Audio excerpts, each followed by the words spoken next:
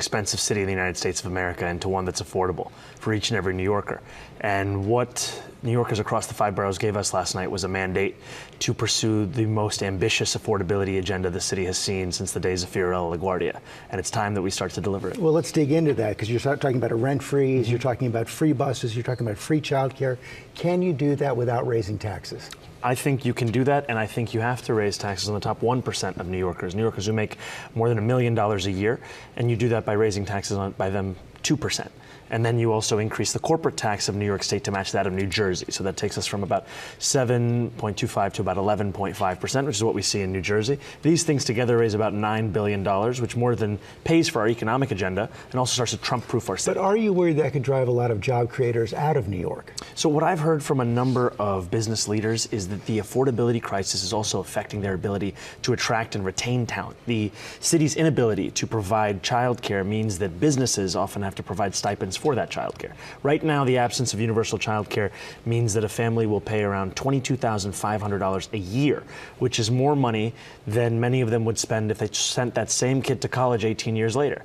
And it is time for city government to actually step up to the responsibility that it has. Not just the city government, that kind of a tax increase is going to require the state as well, including the governor, Kathy Hochul. Is she on board? You know, I'm proud to have Governor Kathy Hochul's endorsement and the endorsement of our agenda, specifically universal childcare. And I've said time and again, I think these are the two most direct and straightforward ways to raise this revenue. If there are other ways to raise this funds, the most important thing is that we actually fund this agenda. You said that President Trump was watching you last night. It appears that he was watching you. And it also appears that he and other Republicans are trying to make you the poster boy of the Democratic Party. Mike Johnson, the Speaker of the House, calls you a true extremist and a Marxist.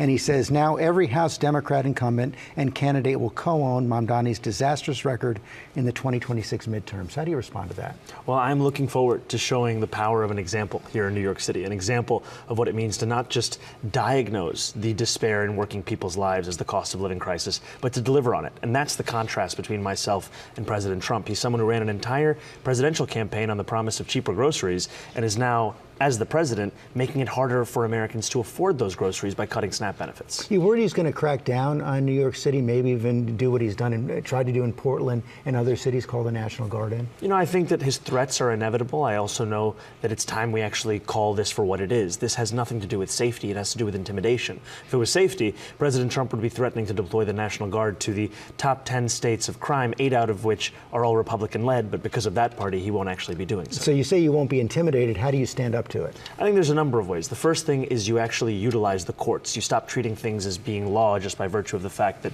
President Trump is saying them. You can look at the example of California, where you find the Attorney General, the Governor, and the Mayor of LA coming together, filing a lawsuit in opposition to the deployment of the National Guard. A federal judge found in their favor, and the Attorney General estimated that for every dollar they spent, they recovered more than $30,000 in funds that would have otherwise been seized by the federal government. How about crime? Have you convinced Commissioner Tisch to stay on the police commissioner? You know, I've made my decision to retain Commissioner Tisch, and I've done so because Eric Adams had stacked the upper echelons of the NYPD with incompetence and corruption. She came in, started to tackle that, deliver accountability, and reduce crime across the 5 boroughs.